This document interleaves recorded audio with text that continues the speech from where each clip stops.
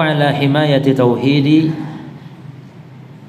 bersemangat untuk menjaga tauhid, wa tajnibi al-ummati, dan menjauhkan umat ma waqa'at fihi, terhadap apa yang telah terjadi padanya al-umamu dhalatu, umat-umat yang telah sesat, minal ghulub, berupa berlebihan fi kuburi anbiya'ihim, terhadap kuburan orang-orang terhadap kuburan para nabi mereka. Siapa yang dimaksud dalam hadis?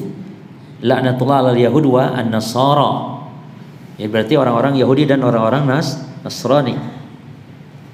Hatta ala dzalika, sehingga menghantarkan hal itu bihim, kepada mereka, ila syirki, kepada kesyirikan. Jadi di antara fitnah terbesar para jemaah untuk jatuhnya manusia kepada kesyirikan, beribadah kepada selain Allah, adalah masalah pengagungan kuburan. Dan terutama di negeri kita para jemaah sangat dikenal ya, pengagungan kuburan para wali, orang-orang soleh dibangun. Bahkan yang lebih musibahnya lagi adalah ketika masjid-masjid dibangun di kuburan itu. Dan itu Nabi sebutkan laknat Yahudi Nasrani itu karena menjadikan kuburan sebagai masjid. Apa masjid maknanya? Membangun tempat ibadah di kuburan tersebut. Atau sebaliknya, kuburan masuk masjid, yakni mengubur manusia di dalam masjid atau di wilayah tanah masjid. Adapun masjid menghadap kuburan boleh selama kuburan bukan tanahnya masjid. Atau masjid di sampingnya ada kuburannya, tidak masalah. Selama itu memang bukan tanah masjid. Abdolnya di tembok dipisah, abdolnya, atau ada jalan tempat lalu lalangnya, itu abdol. Yang tidak boleh itu adalah ngubur walaupun satu orang tapi di tanah masjid, walaupun jauh dari tempat masjid tersebut, tapi itu adalah merupakan bagian dari tanah masjid. Sama halnya kalau itu tanah kuburan, ketika cuma satu orang yang dikubur di situ, tapi tanah kuburan ini berhektar-hektar luas, maka setiap tanah yang luas tadi yang memang disediakan untuk kuburan tersebut, maka itulah dianggap makbarah, dianggap kuburan, sehingga yang berlaku hukum tidak boleh sholat di situ. Kan jauh 1 hektar ke kuburannya, wong kuburan baru 1, jauh di ujung sana, tetap nggak boleh, karena itu kuburan. Kan maksudnya tanah. Makanya para ikhwan, kuburan itu juga harus jelas wakaf yang mana tanah kuburan, dan harus dibatasi memang. Dan alhamdulillah saudara kita di Jawa Tengah itu kemarin lihat ada video bagus ya, jadi membuat kuburan yang syar'i jadi wakaf seseorang itu bagus itu. Jadi jangan masjid saja wakaf, itu wakaf kuburan, tanah kuburan itu sampai hari kiamat. Bahkan kalau masjid bisa jadi ada dibongkar-bongkar itu ya, tapi kalau kuburan sampai hari kiamat itu ya. Masjid juga banyak yang sampai hari kiamat masjid tetap berdiri, dipakai sholat kaum muslimin, bahkan masya Allah semakin banyak yang sholat. Tapi juga bagian wakaf itu adalah wakaf tanah kuburan, apalagi di daerah yang memang mahal para ikhwan. Konon kalau di Jakarta itu juga di tanah ya, di Jakarta ada kuburan-kuburan berkelas-kelas. Atau kita di Surabaya kemarin, anak mampir di Keputih itu ngantar salah seorang dari kita yang meninggal. Itu juga di Surabaya ada kelas ini lain dan harganya beda. Masya Allah, kayak perumahan juga rupanya. Ada tipe ini, tipe itu ya. Baik. Dan memang dirawat, kalau yang mahal itu dirawat rapi, tertib gitu, bersih ya. Nah, jadi kalau bisa ada kita kuburan syar'i istilahnya yang tidak boleh dibangun di situ, tidak boleh ditulisi di situ, tidak boleh melebihi 1 jengkal sebagaimana yang disampaikan oleh Imam Syafi'i rahimahullah ya. Imam Syafi'i itu membenci kuburan melebihi dari 1 jengkal itu Imam Syafi'i rahimahullah dalam kitab Al-Um. Dan itulah akidahnya Imam Syafi'i tentang masalah kubur. Nah, maka ja'ala sallallahu alaihi wasallam, maka Nabi sallallahu alaihi wasallam memulai ya, atau ja'ala, Nabi membuat, wa huwa fi siyaqil maut, beliau dalam keadaan sakaratul maut, yang maksudnya menghadapi beratnya sakaratul maut, yaitu membuat apa? Yuhadziru ummatahu. Ja'ala ini artinya, ja'ala itu artinya bada'a, memulai Maka boleh kita katakan ja'ala, maka Rasul memulai pada beliau dalam keadaan fi siyaqil maut muqasati syiddati naz'i, yakni dalam keadaan menghadapi kematian dan beratnya syiddatin naza', ya, menghadapi beratnya sakaratul maut. Apa Nabi yang lakukan? Memulai apa? Nabi yuhadziru, memperingatkan umatnya, menunjukkan bahwa ini adalah wasiat terakhir Nabi gitu. Maka dalam riwayat yang lain itu hanya 5 hari Nabi mengucapkan ini, melaknat orang Yahudi yang menjadikan kuburan-kuburan sebagai tempat-tempat ibadah. Makanya mu'alif membawakan bab ini bukan bab nyembah kuburan, bab ibadah kepada Allah di kuburan. Maka ulama sampai melarang adanya keran wudu di makam itu. Nanti dipakai untuk wudu, dipakai untuk sholat di situ. Walaupun boleh sholat jenazah, ya. Tapi saking apanya ulama kok sampai melarang? Saking menjaga agar jangan sampai umat ini membiasakan ibadah di kuburan, baca Quran di kuburan, sholat di kuburan. Bahkan kalau sholat tegas-tegas kata Nabi, la tusallu ilal kubur wala tajlisu alaiha. Jadi hadis-hadis semacam ini para ikhwan tidak perlu takwil, tidak perlu tafsir. Paling bodohnya manusia pun paham dengan hadis itu. Nggak perlu penjelasan para yang mengerti bahasa gitu, enggak. Ya kan? Untuk supaya apa? Memperingatkan umatnya alla yaghlu fi qabrihi, agar manusia umatnya jangan gulu, bersikap berlebihan terhadap qabrihi, kuburnya beliau. Fayattakhidhuhu masjidan, lalu menjadikannya sebagai masjid. Makna masjid ada 3 macam, ikhwan. 1, al-masjid bima'nahul 'am. Masjid dengan makna umum. Yaitu apa? Yaitu makanun lil ibadah. Sa'un lil muslim wa lil kafir. Masjid artinya tempat ibadah baik muslim ataupun kafir. Maka gereja juga disebut masjid dengan makna umum. Ini dia hadisnya. Jadi Yahudi menjadikan kuburan nabi-nabi sebagai masjid. Yahudi loh yang menjadikan masjid. Apa maksud masjid? Tempat ibadah di kuburan tersebut. Yang kedua, masjid bimakna al-khas. Masjid dengan makna khusus. Apa itu? yakni bumi Allah ini semuanya masjid yang kaum muslimin tempat sujudnya. Seperti dalam hadis, kullul ardi masjidun illal hammam wal maqbarah. Seluruh bumi Allah adalah masjid, yakni tempat sujud, itu makna yang khusus. Jadi masjid dengan makna khusus bukan gereja. Apa? Tempat sujud kaum muslimin. Mana? Semua tempat kecuali kuburan, kecuali hammam.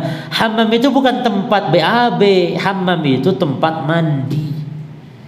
Berarti kalau di tempat BAB lebih parah lagi. Itu cuma tidak boleh sholat di tempat mandi, hammam. Jadi zaman dulu tuh ada tempat mandi umum.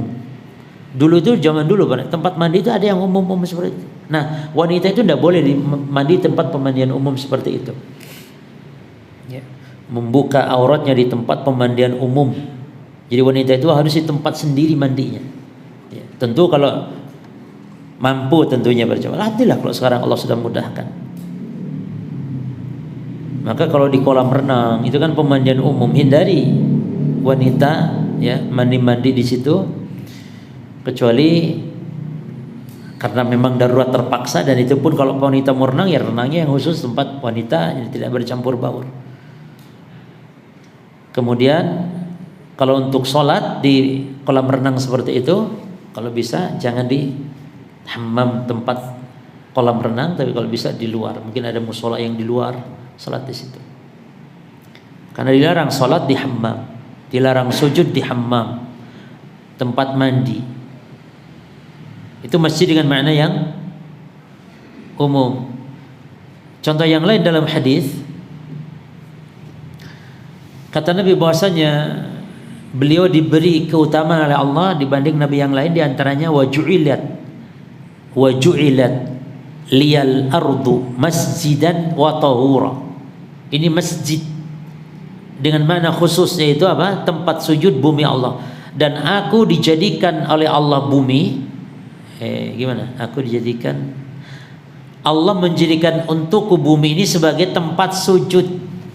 Dan itulah keindahan Islam, kemudahan syariat Islam berjamaah. Kalau dulu orang mau sholat harus di tempat khusus, Kalau kita di bumi Allah manapun tempat sujud kita, masjid dengan makna umum. Apa sih? Dengan makna khusus. Tapi di sini masjid dengan makna kedua ini nggak boleh i'tikaf. Oh, dia cuma tempat sujud saja, boleh sholat, tapi nggak boleh i'tikaf. Adapun i'tikaf harus dengan makna yang ketiga, yaitu masjid bermakna akhas. Masjid dengan makna lebih khusus. Apa itu? Nah, tempat yang disediakan untuk sholat berjamaah kaum muslimin. Walaupun tidak Jumatan, itulah masjid dengan makna yang lebih khusus. Itu tempat apa? Bukan sekedar tempat sujud maknanya, tapi tempat salat 5 waktu kaum muslimin. Nah, dalam hadis ini dalam penjelasan ini fayatakhiduhu masjidan, yakni menjadikannya sebagai masjid tempat ibadah, yusalluna indahu, salat di situ, kama fa'alatil yahud, sebagaimana yang dilakukan oleh orang Yahudi wan Nasara dan orang Nasrani. Dzalika ma'a kuburi anbiya'ihim, yang mereka lakukan itu terhadap kubur nabi-nabi mereka. Sallallahu alaihi laqad balagal balag. Maka semoga Allah beri salawat kepada Nabi Muhammad sallallahu alaihi wasallam, yang beliau telah menyampaikan hal tersebut dengan penyampaian yang jelas. Alhamdulillah. Dan orang-orang yang memang ittiba kepada sunnah itu diantaranya para ikhwan, perhatikan, diantara hikmah terbesar juga adalah bahwa Allah akan senantiasa memberikan petunjuk dan pemahaman. Maka kalau kayak antum, ketika ada hadis, ada dalil seperti ini, Allah berikan kemudahan untuk mengikuti, Allah beri hidayah untuk mengikuti, ini memang diantara kemudahan sebab kita tunduk, patuh, taat kepada Nabi. In tattabi'uhu tahtadu. Kalau kalian mengikuti dia Rasul, maka kalian akan diberi petunjuk, kata Allah, jaminannya. Ya. Maka hal seperti ini sangat mudah bagi ahli sunnah untuk memahami, dan mudah bagi mereka untuk mengamalkan.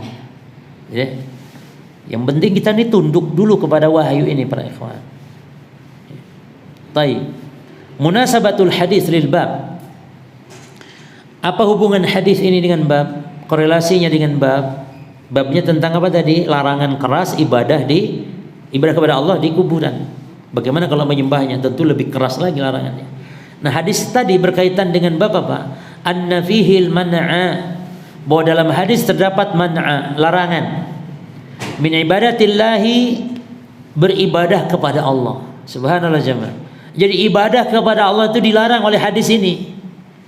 Dilarang ibadah kepada Allah oleh hadis. Nah, cuman ibadahnya di mana? Inda kuburil anbiya, di kuburan para nabi. Kalau kuburan para nabi nggak boleh kita ibadah, apalagi di kuburan di bawah para nabi. Gitu cuma. Apa bentuk ibadah di kuburan? Baca Quran.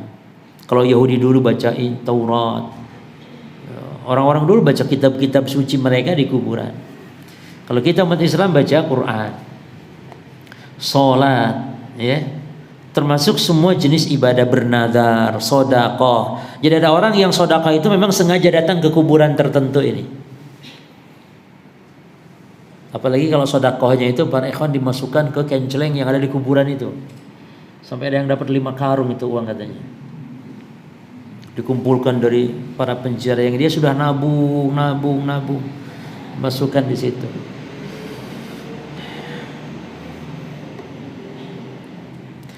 Jadi larangan ibadah kepada Allah di kuburan para nabi, wattikhadhiha, dan menjadikannya kuburan itu masajidah sebagai tempat ibadah, bukan tempat sholat saja. Masajid ini tempat ibadah maknanya secara umum. Ya. Li'annahu, karena hal itu yufdi, mengantarkan ila syirki billah, kepada kesyirikan kepada Allah Subhanahu wa taala. Baik, ma yustafadu minal hadis. Apa faedah yang bisa diambil dari hadis? Awalan, al-man'u min ittikhadhi kuburil anbiya'i was-salihina masajida yusalla fiha lillah. Perhatikan ini, lillah. Jadi kita tidak ngomong sholatnya untuk kuburan, bukan, untuk Allah sholatnya memang. Dia sholat duhur, mungkin dia sholat hajat, mungkin sholat istikharah maknanya. Jadi istilah sholat hajat itu memang tidak ada hadis yang menunjukkan sholat hajat, tapi Di antara bentuk hajat itu kan istikharah. Jadi ada orang salat istikharah sengaja datang ke kuburan tertentu misalnya, supaya mantap dapat ilham itu coba. Ya. Jadi larangan menjadikan kubur para nabi dan orang-orang saleh masajid sebagai masjid yusalla fiha, yani sebagai tempat ibadah, yusalla fiha, yang salat di situ lillah, untuk Allah. Kenapa? Kan ibadah kepada Allah. Nah, li'anna dzalik, karena hal itu melakukan ibadah di situ wasilatun ila syirk. Jadi yang kita peringatkan manusia itu bukan hanya kesyirikannya, tapi wasilah-wasilahnya. Dan agama melarang melakukan wasilah-wasilah yang menghantar kepada syirik. Contoh apa? Gambar makhluk bernyawa dalam Islam kan dilarang, walaupun bukan gambar sesembahan.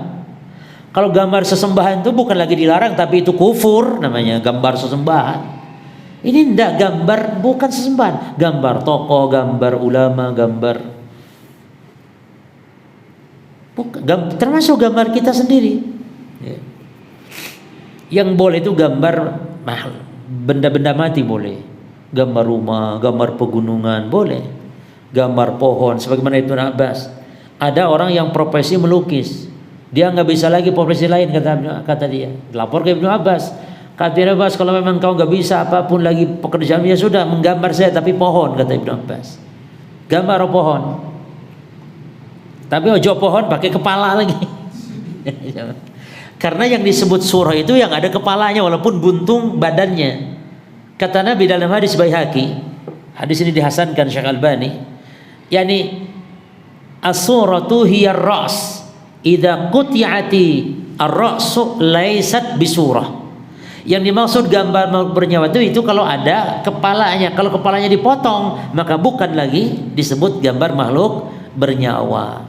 Maka sering saya sampaikan di banyak majelis, jadi kalau kita sudah kadung beli barang yang ada kepala gambar makhluk bernyawanya, maka gampang tinggal buang kepalanya, badannya boleh, ya, biarkan, maksudnya nggak apa-apa. Patung, kita di rumah ada patung dulu karena nggak paham, patung binatang, patung manusia, gambar makhluk bernyawa misalnya, maka tinggal dibuang kepalanya saja, nggak apa-apa, selesai.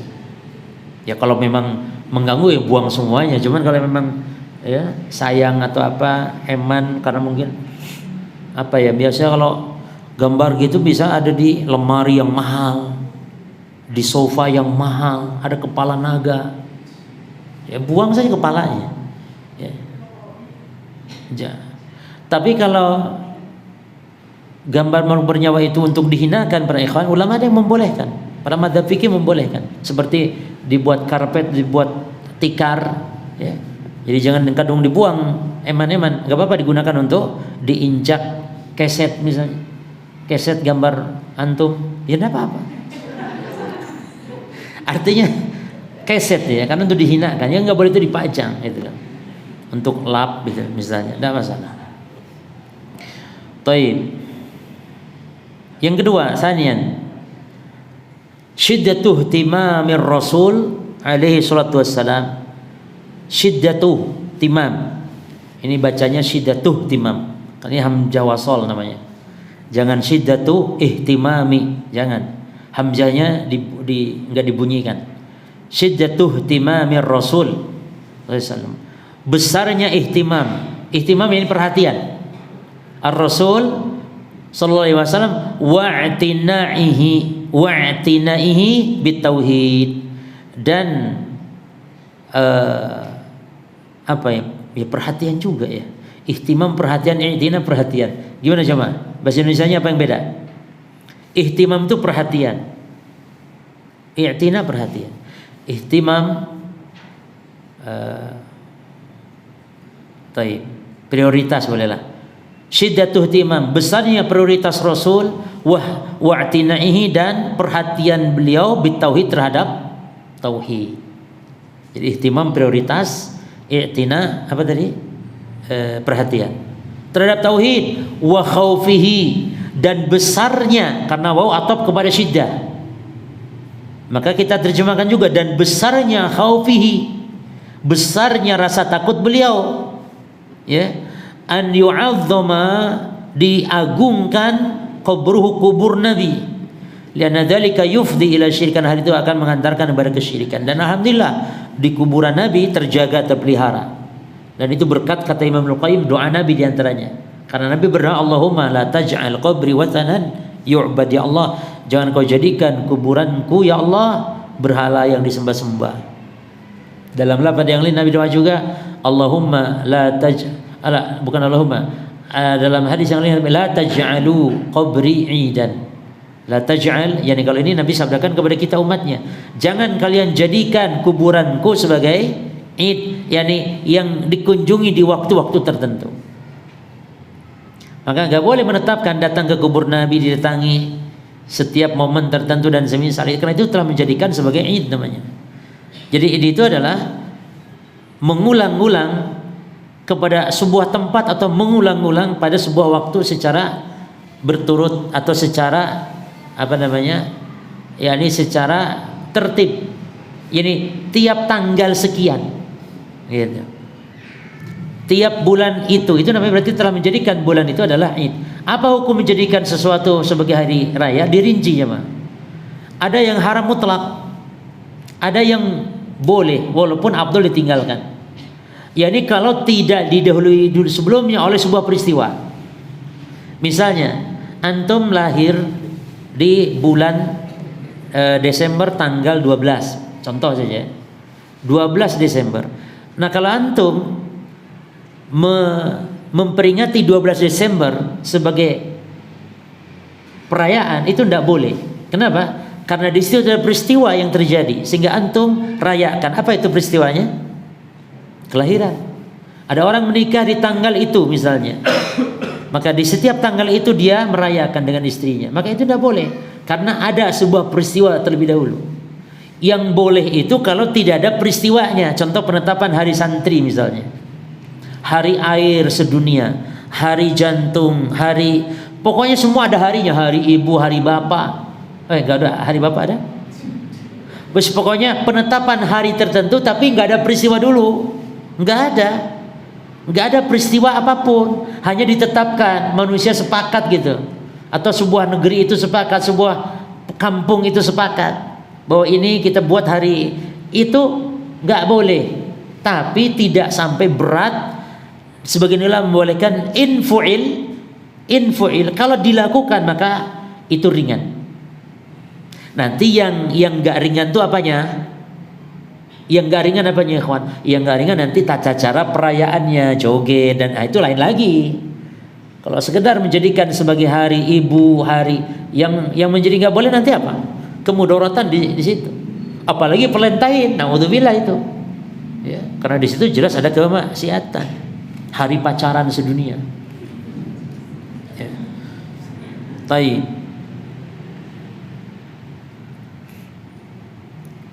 Terus yang keberapa sekarang? 3. Taib salisan jawazu la'nil yahud wan nasara. Bolehnya melaknat Yahudi dan Nasrani. Yani bil jumlah ya. Kalau secara person tetap pendapat yang benar nggak boleh.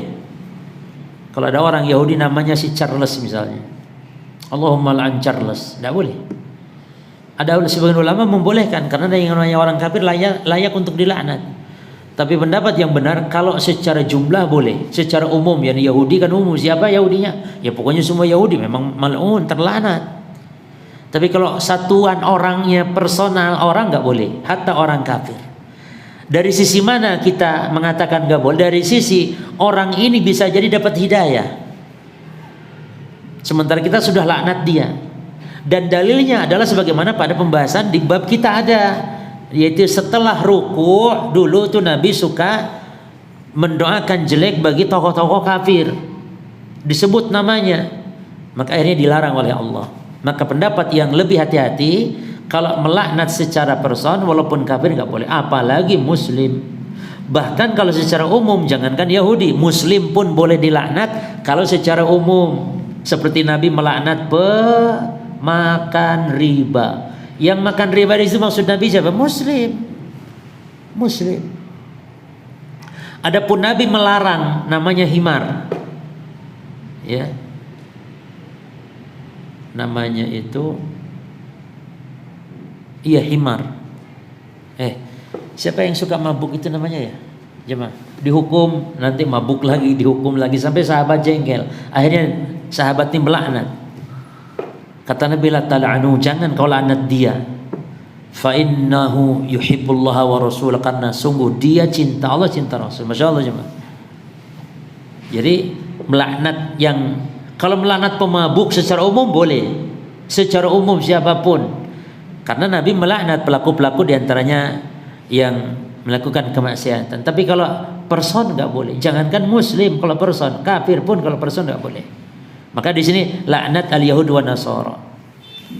Kecuali kalau kafirnya sudah mati, nah itu baru boleh. Mati di atas kekufuran, seperti Fir'aun misalnya, Abu Lahab, Abu Jahal.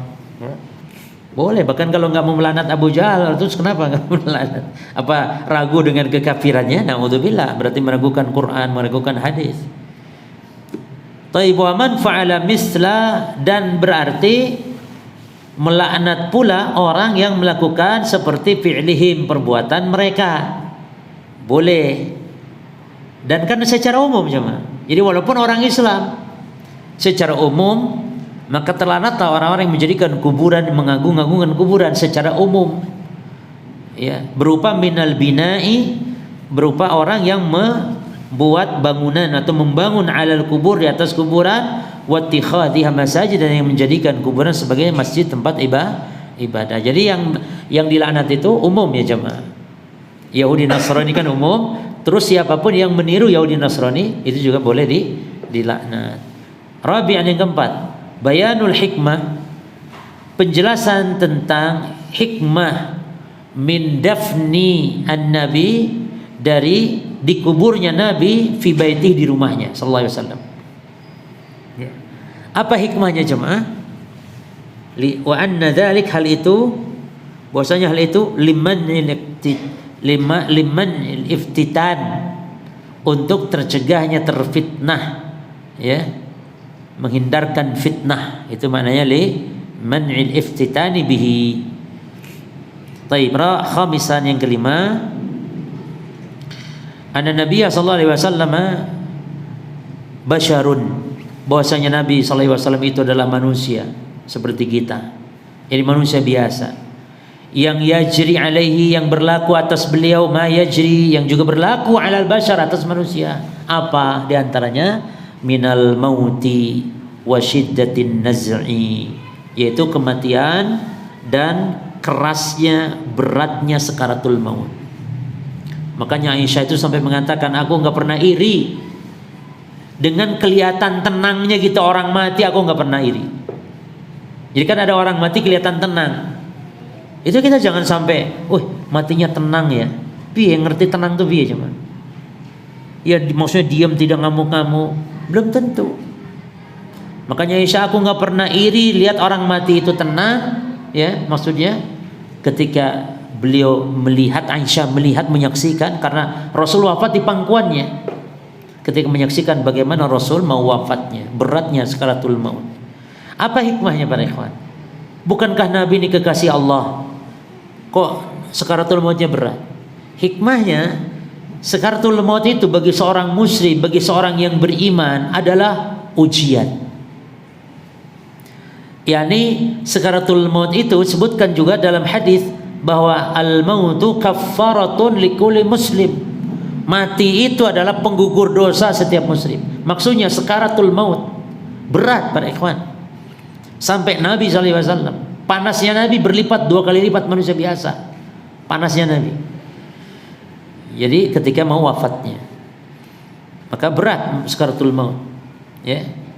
Dan itu dialami oleh Nabi sallallahu alaihi wasallam. Oleh karenanya kita jangan heran kalau ada orang kafir mati kok kayak tenang, itu enggak. Jangan sampai kita tertipu. Berarti masalah kekufuran gak membedakan manusia itu mati baik nggak baik. Buktinya ada orang kafir matinya baik. Gimana mati baik? Tenang. Tapi justru ada orang Islam matinya ngamuk-ngamuk, gelepar kiri kanan kayak lah jemaah.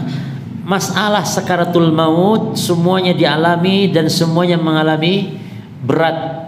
Cuman terkadang penampakannya kita nggak tahu, goib, ya. Ada yang kelihatan berat seperti itu, ada yang kita nggak tahu. Termasuk senyum. Belum tentu senyum, karena tidak ada hadisnya. Mana hadis yang menunjukkan kalau senyum tanda baik mati seseorang? Yang ada hadisnya itu kalau mati malam Jumat. Yang ada hadisnya kalau mati berkeringat dahinya, itu tanda baik. Tapi kalau senyum, ya disebut tanda baik, belum tentu. Atau cerah wajah, siapa yang? Lah terus nek wong ireng mati piye? Enggak cerah-cerah lah. Ya. Baik, Allahu taala alam. Cukup ya jemaah, insyaallah sampai sini, nanti kita lanjut. Wali Muslim an Jundub.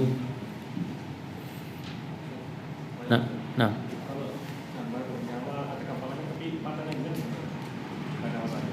Baik, bagaimana dengan yang sekarang ini memang ada yang matanya dihilangkan ya. Ini ada khilaf di antara para masyayikh kita, karena ini masalah kontemporer ya, para masyayikh kita. Namun tentu kalau kita mau berhati-hati untuk tidak menggunakan. Namun kalau memang darurat untuk pengajaran dan semisalnya, maka ini hal ini lebih ringan ketika dibuang, jadi hanya bulat wajahnya, dibuang matanya dan semisalnya. Jadi lebih ringan lah masalah. Cuman kalau untuk lebih hati-hati maka kita tidak melakukannya.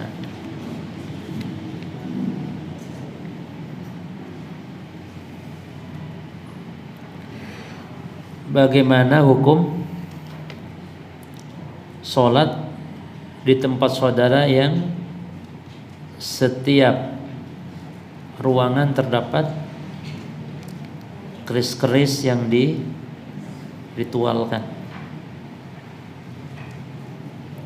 dimandikan dan lain-lain. Taib. Para ulama membahas sholat di depan salib, ya, sholat di depan salib termasuk bagian hal-hal. Kita berbicara dulu yang lebih ini kan di depan salib. Para ulama mengatakan kalau bisa kita menutup salib tersebut, maka kita tutup. Ya.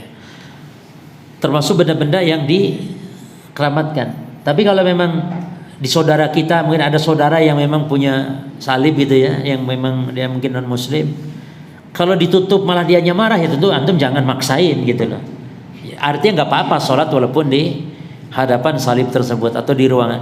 Cari ruang yang ada mengurus semuanya salib, mungkin misalnya ini contohnya.